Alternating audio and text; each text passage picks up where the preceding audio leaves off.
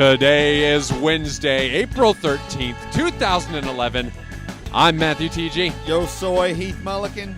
I'm Steve Stanley. I happen to be Stevan Sheets.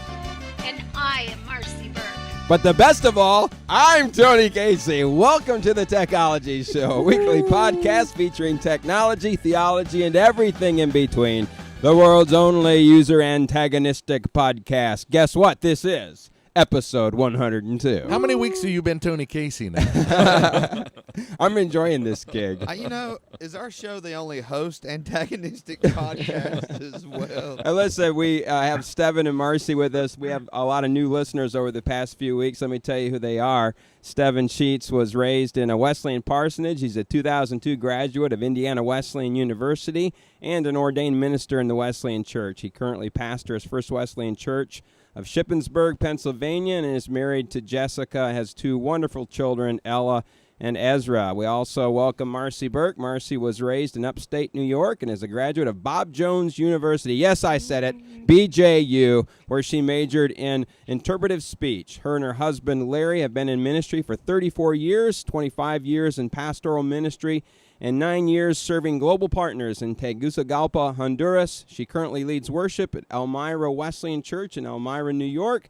She's a gifted writer, as is apparent when you visit her blog, Just Thinking. Marcy and Larry have 4 children, Angela, Joel, Fawn, and Autumn. And Marcy is also a grandmother of 4. Hey, guys.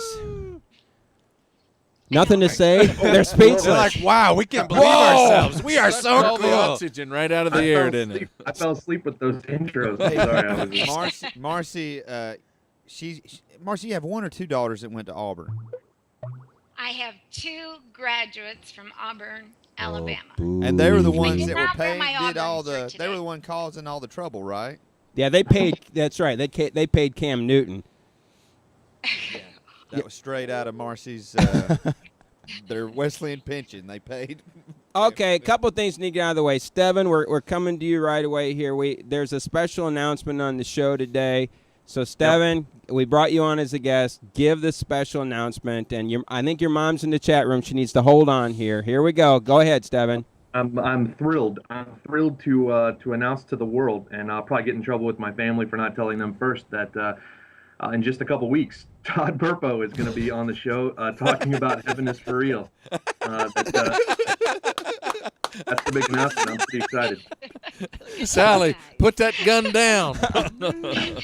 Yeah, we are, in all seriousness, just really pumped. Todd Burpo is going to be on the show April the 25th. You're probably wondering why we're doing a Monday podcast. Well, Todd's life is crazy right now. We have to work through his publicist at Thomas Nelson, and you just have to take Todd when you can get him. And so we said we'd do it. So that week we're actually going to have 2 podcasts, because that Wednesday we're already scheduled to have Wayne Schmidt on from Wesley Seminary. So we don't want to cancel that show or do anything. It's going to be a big week. Yeah, we had 3 people we had to coordinate with that, so we can't cancel the Wednesday. So get it on your calendar now.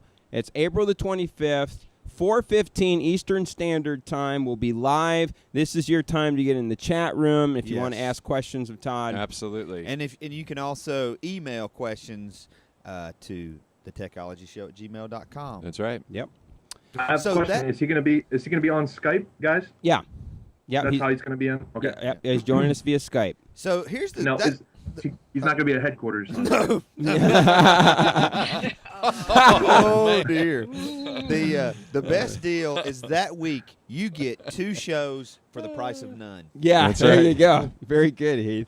So Stevan, another thing we want to talk to you about a little bit here is, you have always been an admirer of Steve because he didn't use Apple products, and since you were on last, I wouldn't say he admires me. No, He admired that. quite. We all admire you, Steve. Yeah. For different reasons. Right. Different reasons. Fine physique. So since you were on last, he's bought 2 Apple products. I'm just kind of wondering what you're thinking, what's going through your heart and mind. We having an influence? Well, honestly, the first of all, the poster of Steve has come down from my bedroom. Rats. And secondly, I'm even a little bit more crushed to find out that he actually had the iPod or the iPad 1. Yes. That all was true, right? That all came out that he very actually true. had the iPad, the first gen, and then he bought the second gen, and I don't know. It's like Well, listen, I don't know how to explain it. his poster came down in our bedroom too, because when my wife started putting it up, I said, no, that is coming down. That was the one with me and Olivia Newton-John, wasn't it? Yeah. Anyhow, that story about him, reacting to my having the iPad 1 and now the iPad 2 reminds me of George Wallace's statement. He said his mother was a good, godly woman that imbued him with the best Christian principles. He said, for instance, when I was a little kid, there was a farmer who used to bring a wagon load of watermelons to town, and he'd do it, 2 or 3 times a week, and that's how he made his money. But he would unhitch his horse and take him down beside the bridge to the creek to water and refresh. And he said, when we saw that, we boys snuck across.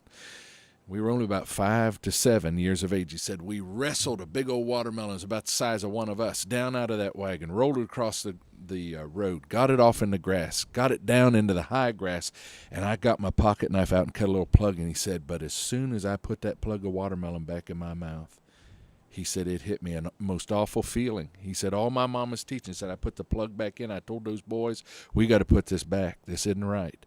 So they struggle back. They're arguing with him. They struggle it back up. They put it back in the wagon. He said, we got us a ripe one. So that's what I did with my iPad 1. They came out with the what was it? Not a rebate, but a little window. They said if you bought the iPad 1 within this certain time, you could take it back and get the iPad 2. That's what I did. Listen, Pastor Charlie said, George Wallace, ? Well, thank you for all of our listeners. Can we get Steve Stanley on Survivor? Stories like that would make for a good TV show. Hey, also, now, Stevan, you just told us in the pre-show you are getting the Kindle. I am. I placed my order yesterday, and I'm very excited. It didn't take as much talking into, unless she's listening. It took a lot of talking into my wife. But I'm very excited. I got the new ad-supported one. I know it's only $25 off, but I'm really looking forward to the daily or weekly. There's a little bit of curiosity into what exactly they're going to be offering. But the first week that it comes out, the first week of May, one of the deals that they're offering is $10, $20 gift cards. $10 for a $20 Amazon gift card is. I might buy a couple if I'm allowed, because we buy everything on Amazon. Yeah, well, we have. Yeah, when Amazon bought Living Social, that was a big day, because the first deal that they offered was that very deal, $20 at Amazon for $10. Hey, so Stevan, what's the first book you're gonna put on your Kindle? Actually, I already purchased it, because I'll start reading it on my computer and on my phone before I get my Kindle. But the new David Platt book, Radical Together. Radical Together. Yeah. Mm-hmm. All right, well, let's jump in here to our lineup. Rob Bell came out with a confession this week, and we have the audio of that, so let's listen and we'll kick it around. So. My name is Rob, and I live in Grand Rapids, Michigan, and I'm a Christian. And I believe in Jesus, and I believe Jesus is the way, and I believe in heaven, and I believe in hell, and I believe the Bible is God's word. And I'm not a universalist because I believe God's love is so great, God lets you decide. I believe in the communion of the saints. I believe the church is the fullness. I believe in the new heaven and a new earth. I believe in healing. I believe in miracles. I believe in salvation. I believe in the power of prayer. I believe that God is alive and working. I believe there's been a resurrection and there's a whole new creation bursting forth right here in the midst of this one. And I also believe it's best to only discuss books you've actually read. All right, so what are you laughing there for, Heath? Man, I just love Rob Bell. I love him. You're the only one here that's read the full book. Yeah, and I read it in. This is so funny. I started reading it before my Sunday afternoon nap, and I was so tired. We had such a busy weekend, and because I got to baptize my twin girls, that was exciting. And then I took a nap, and I woke up and finished reading it. So probably like an hour and a half. So I was just like real absorbing it, and I read it, and I didn't think he was saying everything that everybody said he was saying. There was a lot of challenging things in there. Not as far as challenging my thinking, but I was challenged as a pastor of just wanting to be more redemptive in my life and to show more grace to people. Like, if it did. Well, for me, if he'd have begun the book the way he just Right. began that clip, Right. we'd have been talking a whole different set of circumstances. Right. But the book is calculated, first of all, to sell books. Yes. And I think when you're talking about things upon which a person's entire eternity hangs, Right. it is best to be clear, Right. absolutely clear, and not to stray from the language of the universal church in all time, unless Right.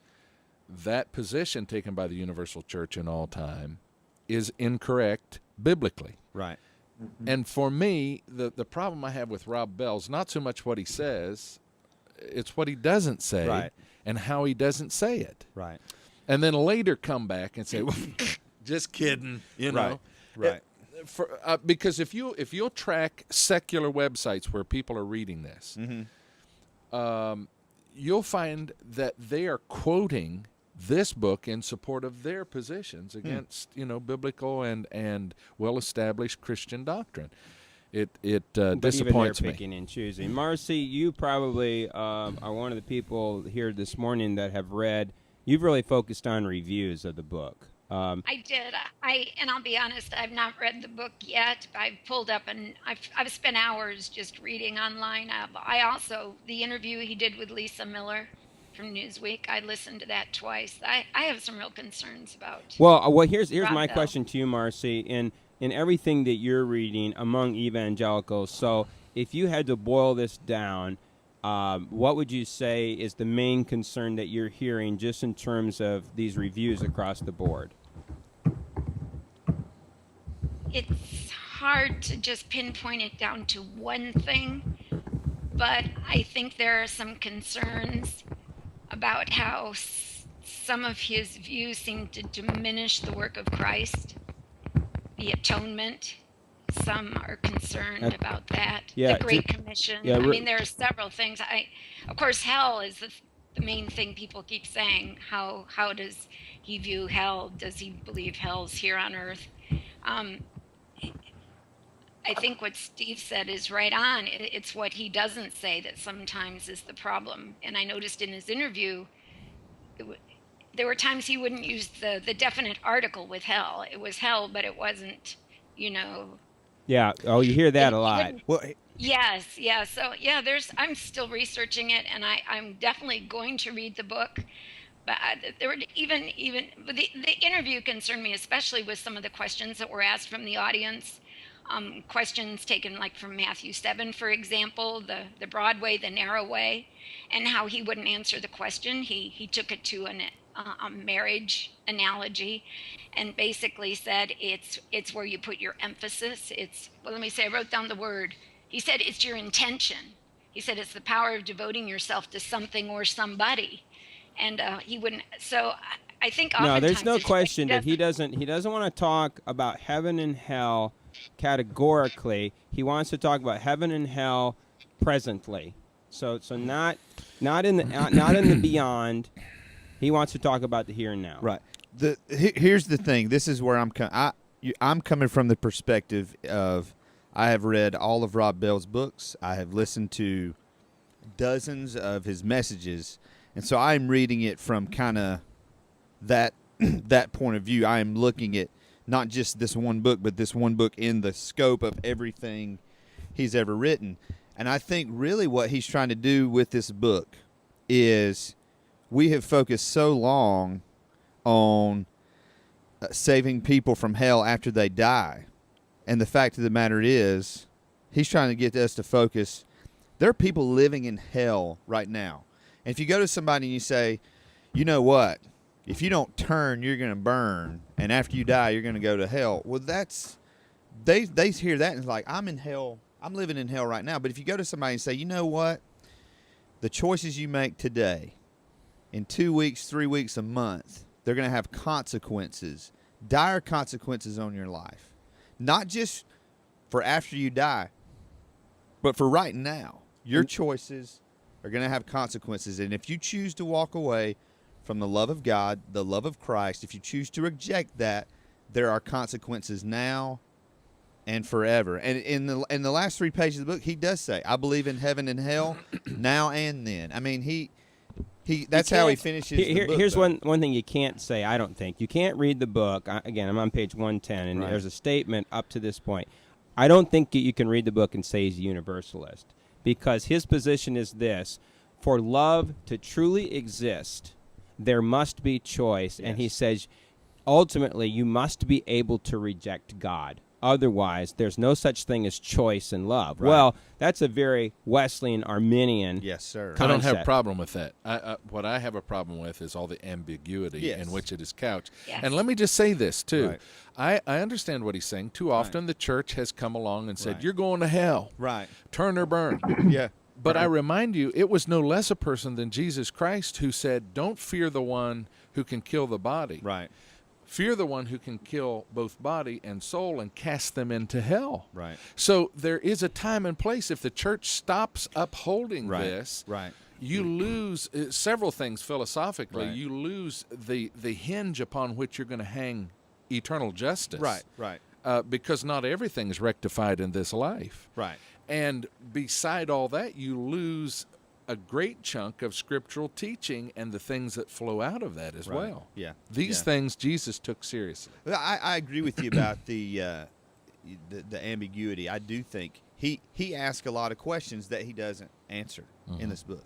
And for me, he asked a lot of challenging questions. And for me personally, Right. as I'm reading it, it was just a very challenging book about not the way I think about scripture and biblical truth, but the way that I think about people, the way that I think about their circumstance, the way that I think about And what you're right. is It's my excellent church, on that. What is Excellent. my church? What am I doing to relieve the suffering that's going on? I in have the an world? aversion to National Enquirer religion. If somebody starts talking about Jesus is going to return in May 12th, Right. 2011, I just want to go over and smack them. Right, right. And, It's and the the same 21st, thing. I believe. Oh, is it? Okay, well, there you go. My day timer's all screwed up. I'll probably be waiting at the station on the 12th. But at any rate, what I'm saying is when people start doing that, well, that's what he's doing. In my opinion, many of his approaches to saying some wonderful things, some thought-provoking things, are is somebody talking about me being too passionate again? Because if they No. are, I'll tear this studio. No, they said you had a good redneck voice. That's a compliment. That's my normal voice, boys. That's his televangelist voice right there. Send your love offerings to Brother Steve. What I would love to see I don't think obviously Rob Bell and everything he's done, he's trying to sell books. Yeah. I don't think his intention was to cause the division that's happened Oh, within I the think side it of the was. team. I think would it beg to was. differ with that. Just look at the video. Look at the video that was produced. I stood in the camp that said he didn't produce this video. It was his publisher that produced the video. Surely he saw the video. I Right, mean, it was posted on his YouTube account, so Right. he had to approve it somehow. And for this confession of Rob Bell, or this Rob Bell coming clean and taking a stand and saying, you know, all of you who are saying things against me, he kind of set himself up for some of that. So to play the part of victim here is very, very weird to me. Right. Well, That he would suddenly be saying, you know, I can't believe people are against us. He Yeah. says some things, and Yeah. he does that consistently Yes. Right. as a part of his ministry and his authoring that gets under people's feathers. So I don't buy into the whole Rob Bell comes clean with that kind of and I've seen other clips from that Nashville presentation that he gave where people buy into. And honestly, if I was sitting in the audience and I was hearing Rob Bell passionately discussing and having some opinions again and letting him have a full reign of leading that size of a group and say some things, it would be easy to get charged up and fired up and like point fingers back at people who haven't read it, including myself, Right. and say how dare they form an opinion before they read it. And I don't think we can have that. I don't think we can bank on that completely.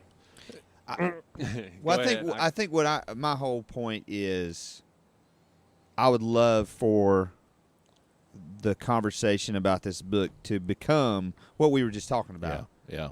Is, you know what, I think it's great to discuss what people are saying, but the fact of the matter is, man, and Rob Bell even says this a couple of times in the book, if the church doesn't do what it's supposed to, this might happen. People may not have clean. Let me give you this. A whole lot more people are talking about hell now than there were That's about right. 3 weeks ago. This is where I wanted to go with this for just a minute. All right, I totally agree with everything that's just been stated. In that you can't be ambiguous about this and then say, whoa, wait a minute, this isn't, and that's what's happened. So yes, Bell was in the wrong in that.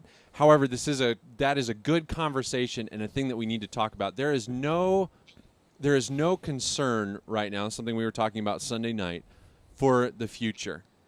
We live in a mindset, in a way where we live now for now, and the decisions that we make now, we forget that they have a long-term consequence. We were talking about this in relation to the to the genealogies in Genesis, which going through genealogies in Genesis is a blast. And what does this teach us? Well, God is able to see how over thousands of years these people and the actions that they take play a part in what happens there. And Bell is absolutely right in saying that we can make heaven or hell here by setting things up, and if we live the way that we need to live and do things good, if we do what we shouldn't be doing, we can set people, not just ourselves, but other people up for failure. This is a good conversation and a good thing that we've got to bring back into the minds of people.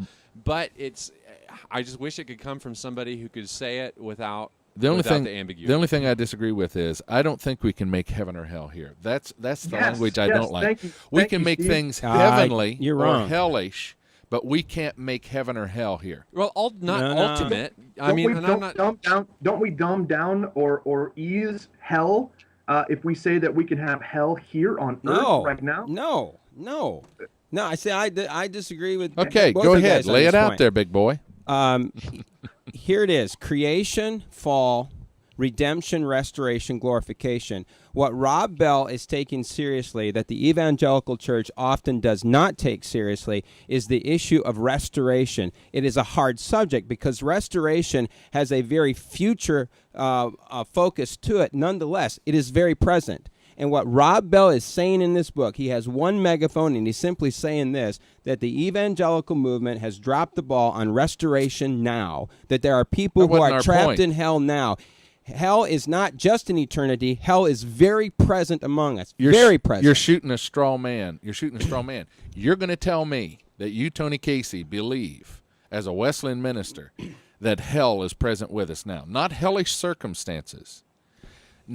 Yes, the influence of hell. I didn't say the influence. Hell and its influence. I will say both of them. Yes, it is present right now. In the same way that heaven and eternal aspects of heaven are present right now. We cannot make hell on earth. We can make a hellish earth. We can't make it. It exists. It does exist. I'm not saying we make it. It is here. It is present.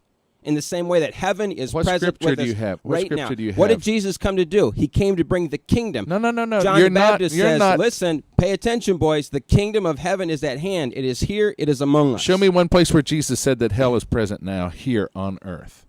He doesn't. Neither does he say heaven is present right now on earth. But clearly, that comes booming booming from the Gospels. You can make this a more heavenly place by the actions and by your own character and your own life. But I have never read in church history anyone that was within the Orthodox stream claiming that we can make hell, literal hell, on earth or heaven on earth.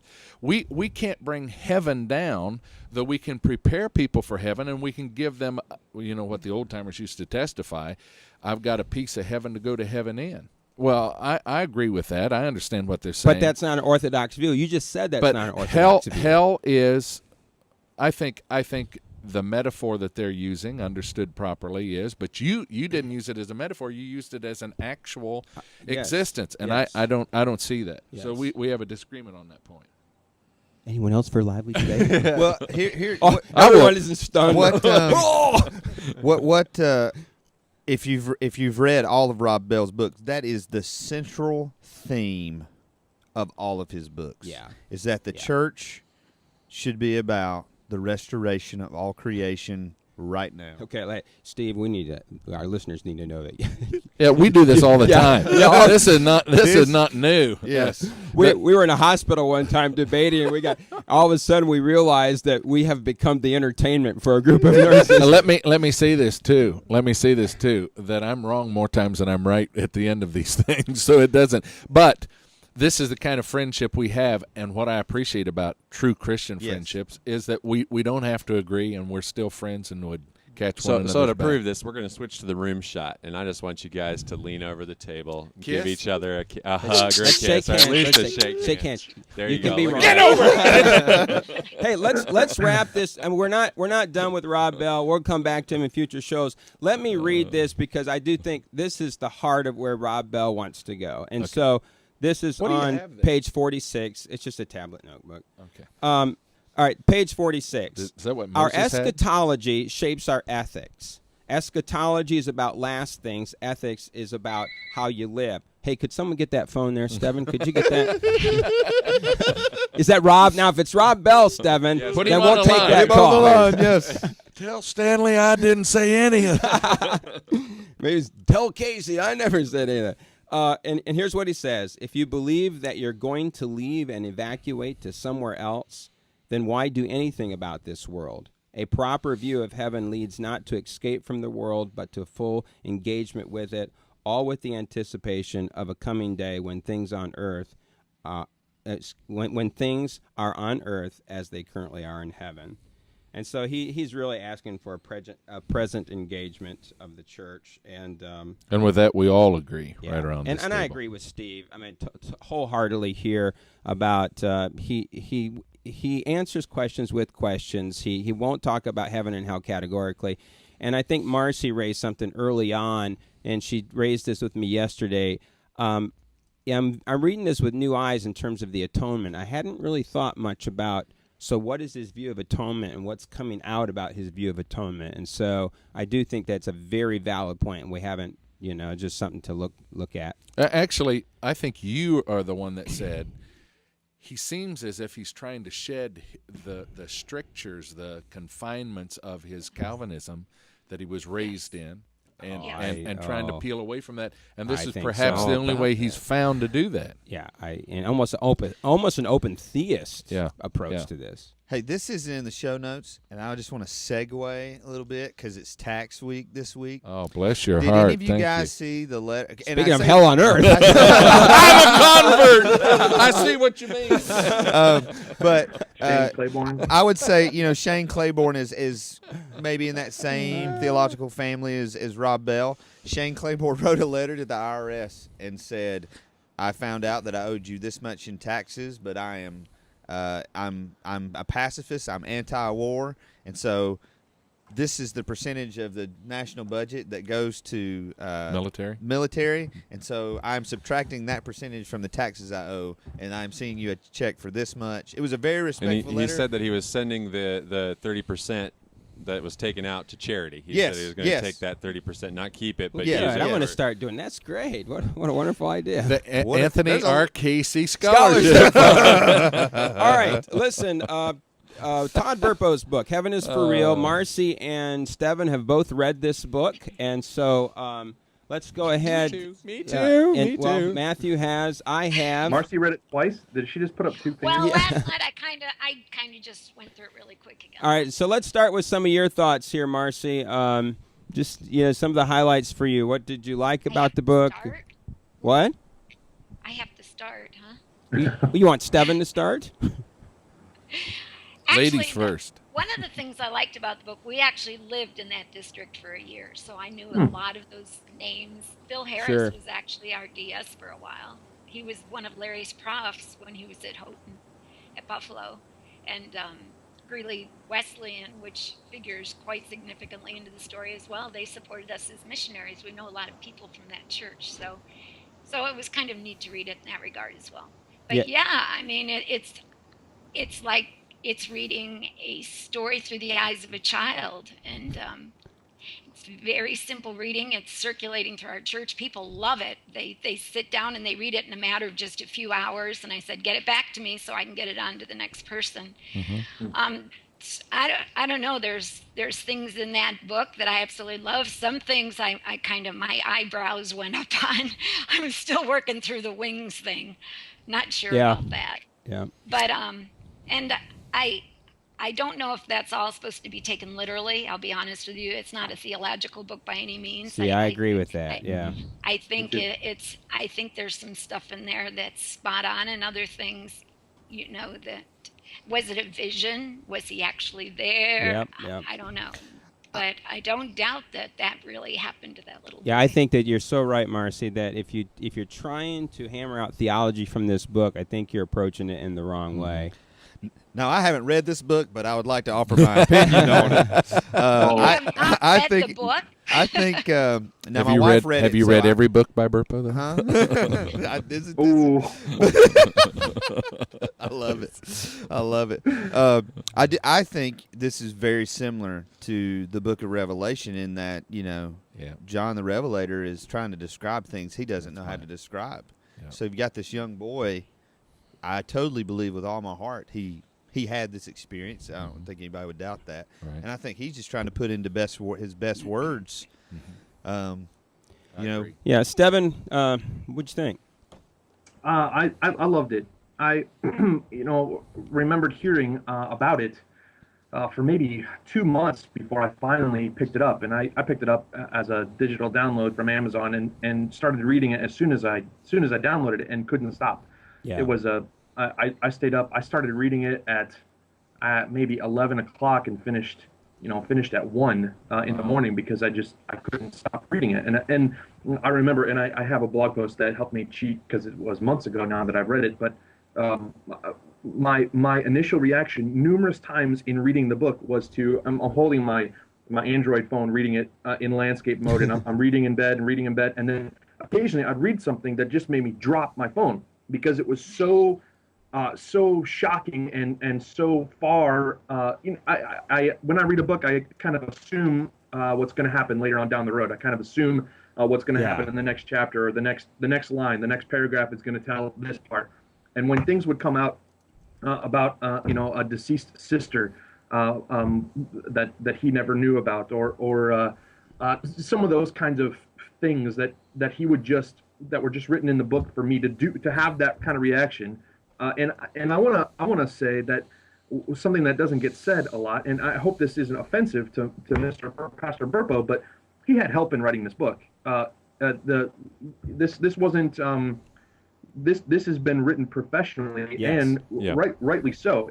I couldn't sit down and write this book if I would have had this kind of experience. I'm glad that he had the help of, and I don't have my book with me. It's Lynn Vincent is the name. Okay.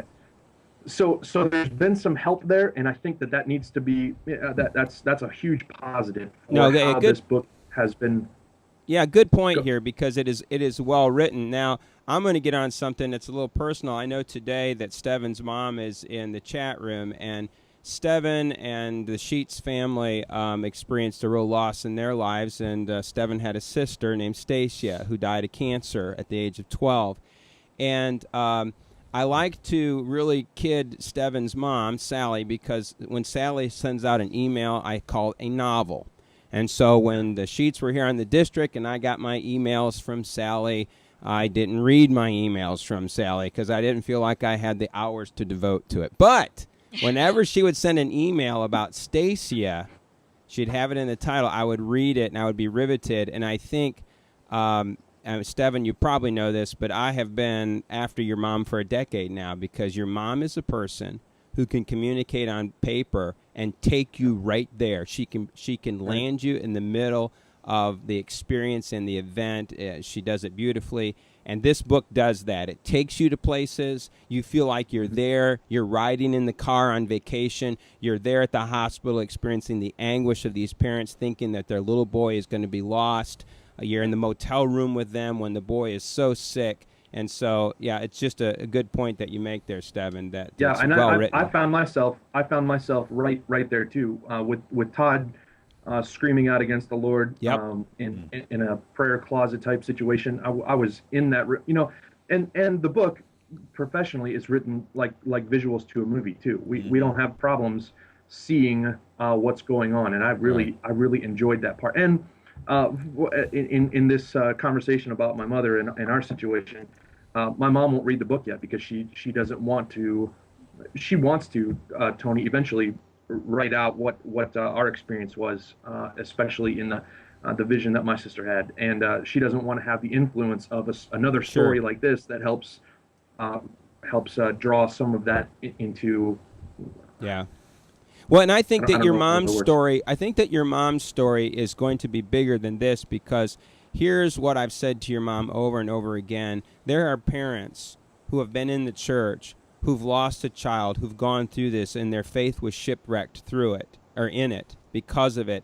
And what's happened is it was your parents' faith that they drew strength from and got them through this, and still continually to this day gets them through that terrific loss in their lives. And there are people that I know where I need that book that your parents, that your mom can write, and put that book in their hands to say, there is hope, there is a God who loves, there is a God who cares. We see through a glass dimly right now. Yeah, good call. I think any pastor that's been in ministry a significant amount of time and or has dealt with death, a significant number of deaths, will just find strong parallels between our experience and what's described in the book. I agree with Marcy and Tony and Heath that there's metaphor in this book, but God has always spoken to us in that way. I mean, if you read, as Heath said, the book of Revelation or any of the other references to heaven or hell, obviously there's representations there that come as close to describing to our finite minds an infinite truth. And the book, I just was comforted by it. I was encouraged by it. I was blessed by it. It was a great book. Can I say something? Sure. Yeah. Yeah, I was going to say that Larry and I were in the same district with Stevan's parents when this was happening with his sister. And I want him to know that we have recounted many times that story to others in years past since that whole event. I don't know if your mom remembers me or not, but I was young then.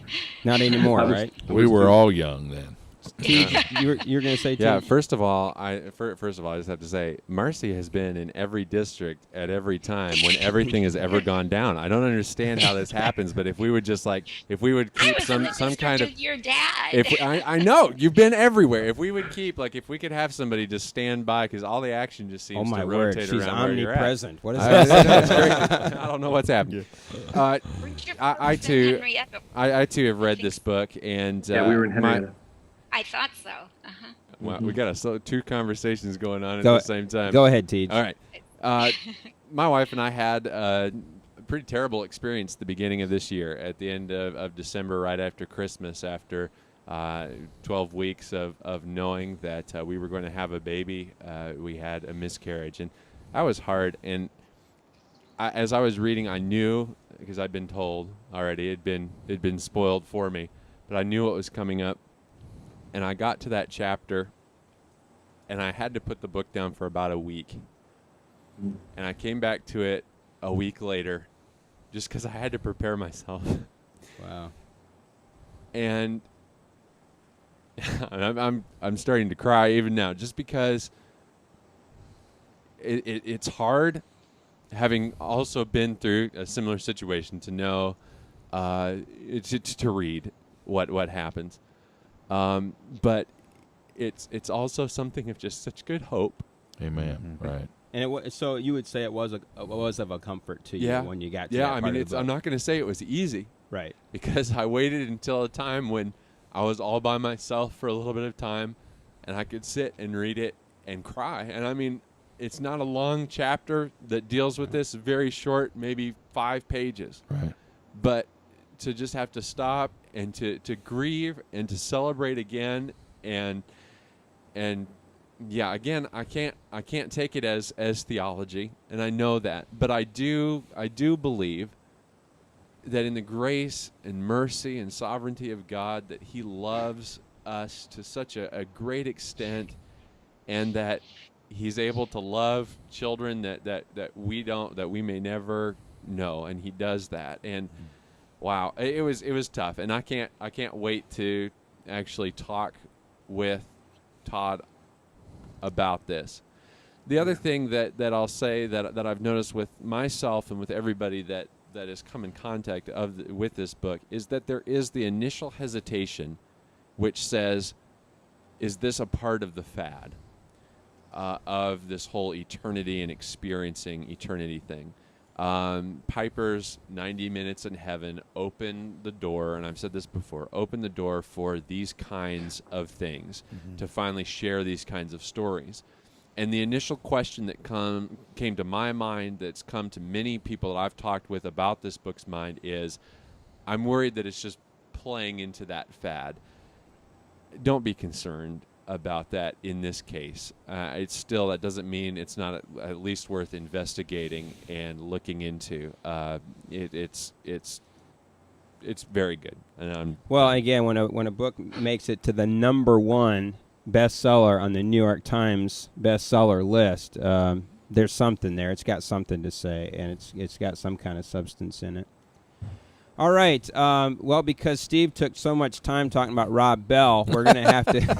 Hey, before we change subject real quick, kind of similar to the Heaven is for Real. My parents had a dear friend who just passed away probably about a month ago, and as she was under hospice care and just kind of lying in her bed, her husband had taken lots of pictures of her, and in one of the pictures he showed to my mom. And my mom kind of did a double take and sees what she described as 2 angels above her bed. My mom thinks, I'm going crazy. That cannot be what I see. She shows it to my dad, who my dad is obviously a believer, but I think sometimes men are a little more skeptical of stuff like that. And my dad looks at it immediately and says, there's 2 angels flying above her bed. And everybody that has seen it has said the same thing, but they describe it the same way, with the wings and all. And I just feel like, we're at a point in history that even non-believers, they're looking for hope. They're looking for something that says to them, there is more to this world than what you can see. And there is something at work, there is someone at work who is wanting to intervene in your life, intersect with your timeline, and open you up to a whole new world of supernatural possibilities. So that's my 2 cents on all of that. A whole new world. I think God has uniquely prepared this generation for the gospel. Now the challenge is whether we will uniquely meet that call. Yeah. And that's the value of, going back to Rob Bell, that's the value of his book. I just could wish there was handicapped hand railing all through it, All right, listen, we're going to cut through a bunch of stuff here. Let's go to They Said It. Yes, let's do. Who said what? I didn't say it. Read my lips. I'm going to say this again. I've never taken steroids or HGH. I took the initiative in creating the internet. The Macintosh, of all the machines I've ever seen, is the only one that meets that standard. Well, I'm not a crook. If you know what you're doing here, slide out. With the dropping numbers, we asked Flaherty if the franchise was in trouble, and if not, which of the Chronicles would be the next film. The Silver Chair comes next in the sequence of books, but Flaherty said Walden and 20th Century Fox, which distributes the movies, have mostly decided on The Magician's Nephew, Narnia's origin story, for their next project. Mark Mooring reporting on the declining revenue and future of the Chronicles of Narnia film series. Source, Christianity Today. The first thing I'd do is have a nice heart-to-heart talk with OPEC, because the economy can never be strong if oil prices continue to go up.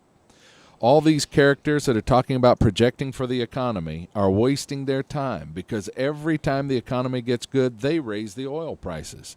Donald Trump on the Today Show talking about a possible run for the presidency and what he would do if elected president. Source, the LA Times.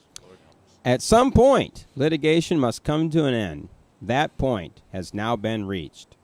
9th U.S. Circuit Court of Appeals Chief Justice Alex Kozinski ruling that Cameron and Tyler Winklevoss, or the Winklevi, must accept a cash and stock settlement with Facebook that has been valued at $65 million. The Winklevoss twins are not happy with such a small settlement. Source, Reuters.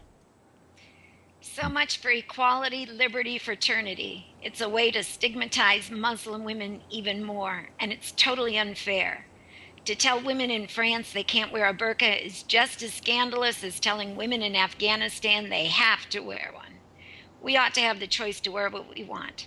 Abir Sharif, an Arabic teacher commenting on France's new law banning the wearing of a burqa in public. Source, AOL News. Half of the headlines say he's been canceled. The other half say he quit. We're pretty happy with both of them. Fox News chairman Roger Ailes commenting on Glenn Beck's departure from Fox News. Source, The Daily Beast. Like that last one, that's crazy, man. You go put that aside for when I resign someday. Aren't you? There's no such thing as bad publicity, is what they would say. Hey, somebody in the chat room is saying there might have been some confusion, but let me just say the Winklevi, that was great, Tony. No. I had to. Well, I'm not the first person to talk about Well, that. anyway, Either, but they're getting $65 million each. Are they any kin? For them. They any kin to the Rip Van Winkle? Hey, listen. Let's go back to the Glenn Beck story. Matthew pointed something out to me this morning that I should have picked up on. I don't know why I didn't, but he draws 2.5 million viewers, which is a huge crowd. Yeah. You'd think, well, At anyone 5:00. would want that, but the problem is the numbers have declined a little bit over time, but still is a great viewership. The problem is that advertisers are pulling their dollars. Yeah. Basically, nobody wants to be associated with Glenn Beck. And if that's the case, I mean, if that's the case, then TV, they have to have advertising dollars to keep doing the show, just like us. We have to have advertising to keep doing this show. We haven't figured out how to do that yet, but we keep going. Here's the thing, and I'm about to make a confession. I have watched Glenn Beck's show, and at some points I have found it very fascinating and interesting. I've actually recorded it a couple of times. But he's kind of got to this point to where all he does now is stand in front of a chalkboard and draw on the chalkboard, and it just seems like every day it's the same thing. Hey, he could be a chalk artist in the Wesleyan Church. Oh, gracious. Yeah. Again, Lord help us. There may be a future. But here's here. the thing: he can make so much more money going his own way. I mean, what he made from Fox was just a small part of his empire. I don't know. I think he's a flash in the pan, and you have heard what I think of him for a long, long time. And I agree with many of his pronouncements. Yes. But, if you're going to handle serious subjects, you got to get serious about them. And you got to quit this fruitcake, National Enquirer, hype approach to dealing with very serious, very sober subjects. Right. Plus, he's like someone said about, I think it was Dave Barry, the humorist from the Miami Herald, that said about Ross Perot, said it's those ears that got him in trouble. Said he'd be talking right about shrinking the deficit, about getting taxes under control. And then whatever that satellite is, he says, that makes dogs just get up and go woof, or cats arch their back, he said it would fly overhead and those ears would pick it up and he'd say, and the CIA's coming across my yard trying to kill me. We need quality people. I mean, people like Donald Trump. Yes. Oh, my Here's the question. goodness. Here's the question. Oh, goodness. If you have a choice between voting for Trump or Barack Obama. I'm not voting for either one. I'll vote independent. I am not voting for gracious. I'm not voting Donald Well, then, Trump. Tony, you're fired. Now, Tony, you believe a lot of things about the end times. Just let me tell you, he might be the last Trump. There's another one. Hey, Somebody Stevan, could you get that? That might be Donald Trump. What did he say about me? Was he making fun of my hair? Now let's talk about 2 movies real quick. Obviously, one of the quotes is about the Chronicles of Narnia. Man, You guys saw. I didn't ever see. Oh goodness, yes. They dropped the ball with the Voyage of the Dawn Treader. If this thing tanks, they have only themselves to blame. So are they going to reboot it and just start all over? I mean, everything's getting rebooted. I have to disagree a little bit with that statement, Tony. I don't think that the Chronicles of Narnia are set up in a way to make good movies. I don't think that they are. And I've given this point before, and I'll say it one more time. Okay. Harry Potter, okay?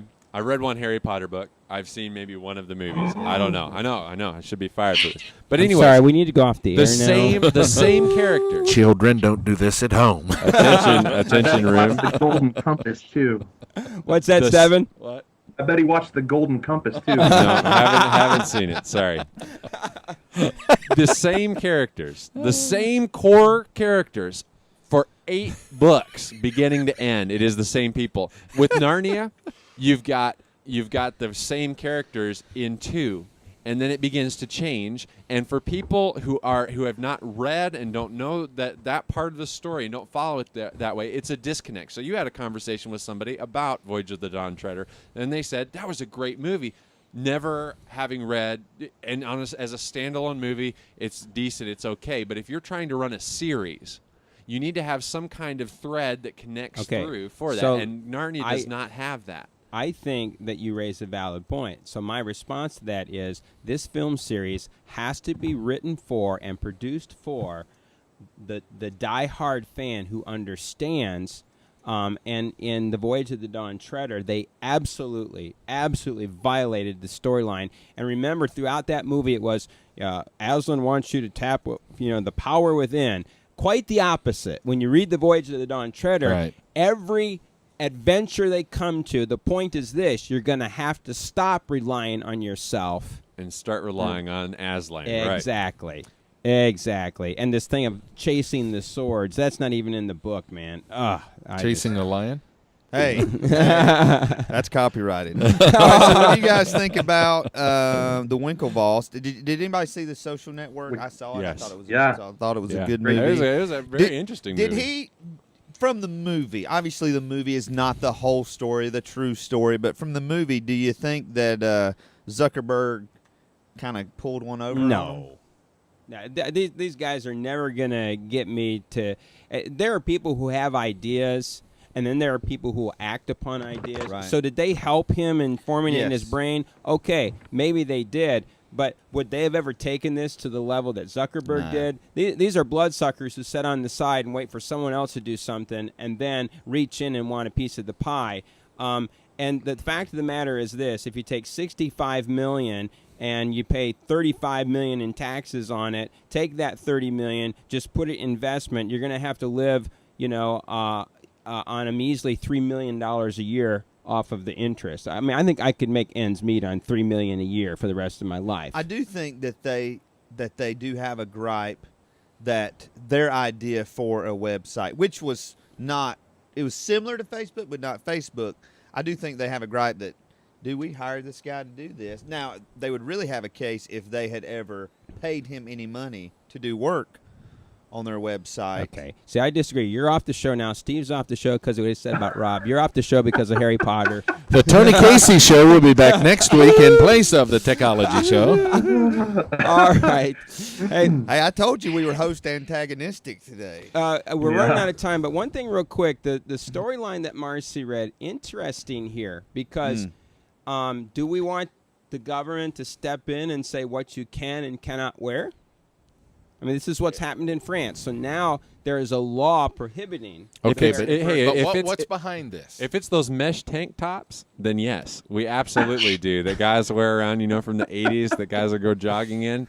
There was one of those at our church yard sale the other day. I had to take it out and throw it away. You should have bought it, Matthew. Oh, man. Oh, yes. So if it's in that case, yes. But otherwise. Yeah, you were going to make a valid point. What is prompting this? The thing prompting this is not just, I would say there's an element of anti-Muslim hysteria in it, but it's the fact that the bombings and so forth, it constitutes a security threat. You can't see their face. You don't know if it's a male or a female.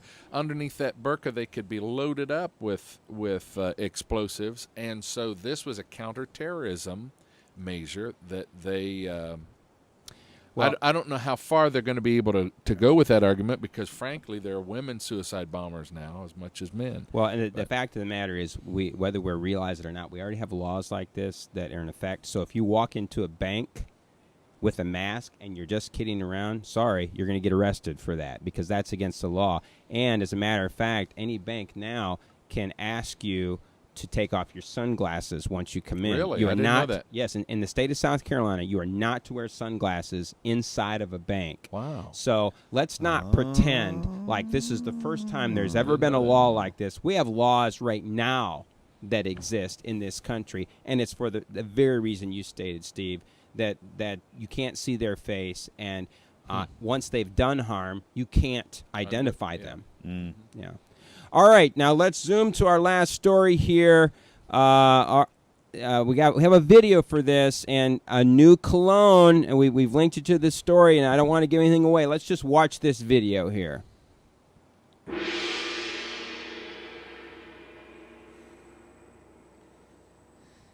Gentlemen, we've narrowed the field down to the two of you for the big promotion. Robert, you've been our top sales rep for the last 2 years. You're good looking, and my wife just named her baby after you. Thank you, sir. Frank. Hey, you lost the Kennedy account last week, stole Cheryl Stapler hosted flyers for your weekend at Bernie's party, slept through your quarterly evaluation, and your shirt is stained. It's broccoli cheddar soup, and I gave Cheryl her stapler back. I think it's a pretty clear-cut decision. We're going with Frank. Yeah, baby. You work for me. Thank you, sir. I'm probably gonna let you down. That's okay. You're one of us now. Boss man, text me. I'm out. There's something about that guy. I don't know what it is. Hidden beneath 11 popular essential oils, an ever so slight hint of bacon. Bacon by Farganet. Sent by the gods. Oh, yeah, guess what the next giveaway on the technology show is going to be? Don't talk about giveaways, please. Stevan, quiet. Bacon is my favorite vegetable.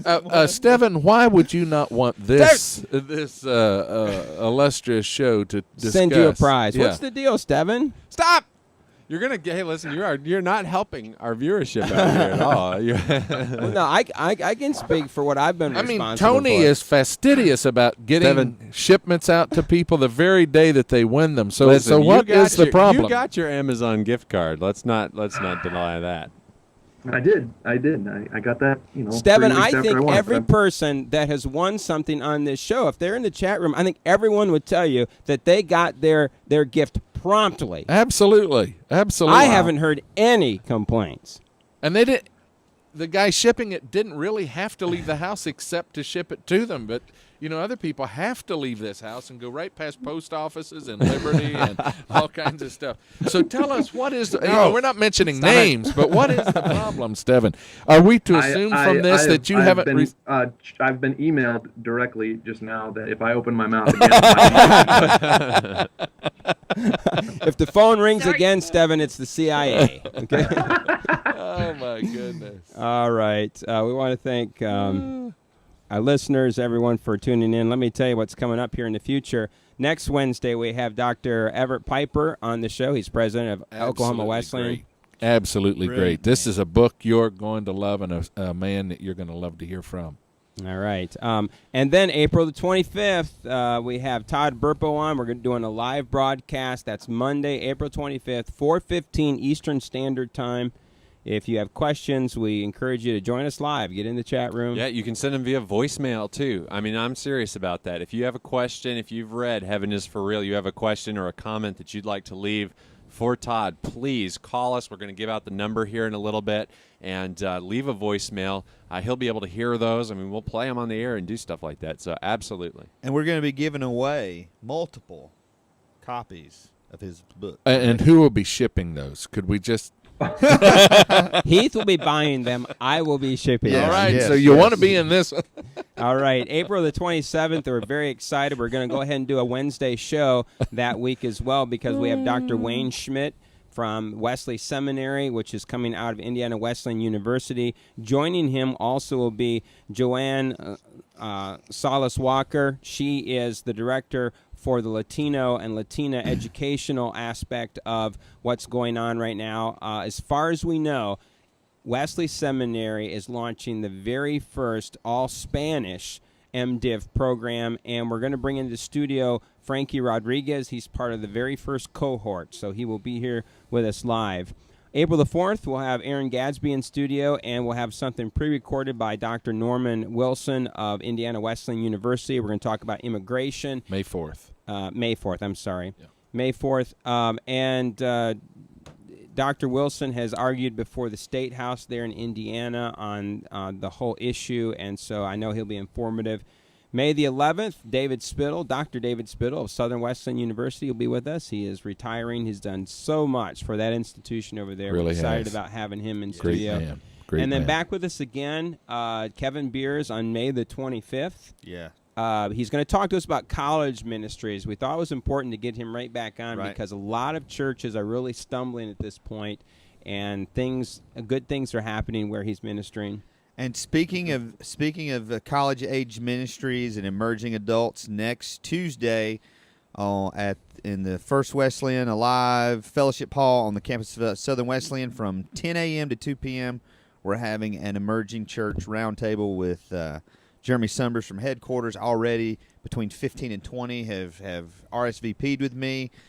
So email heath@chaseyourline.com if you want to get in on that conversation. It should be a great one. All right. Stevan, where can our listeners find you on the internet? Lots of different places, mostly the FBI website. I'm kidding.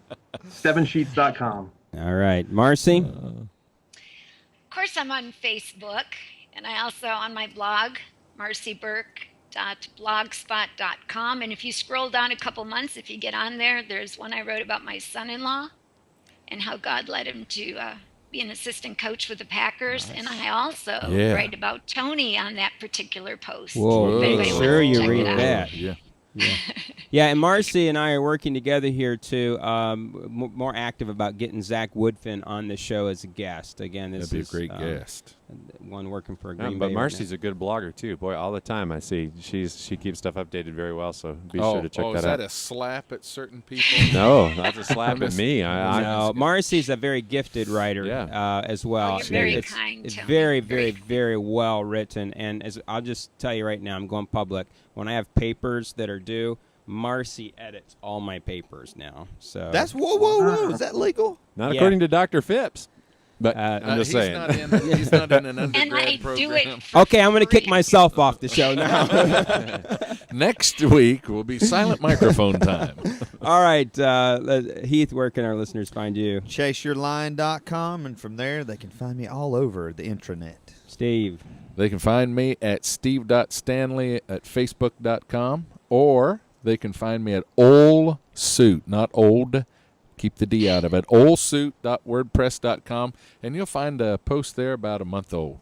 Nice. You can find me at twitter.com/C, the number 2, the letter T, and the letter S. All right. You can find me at facebook.com/AKC64.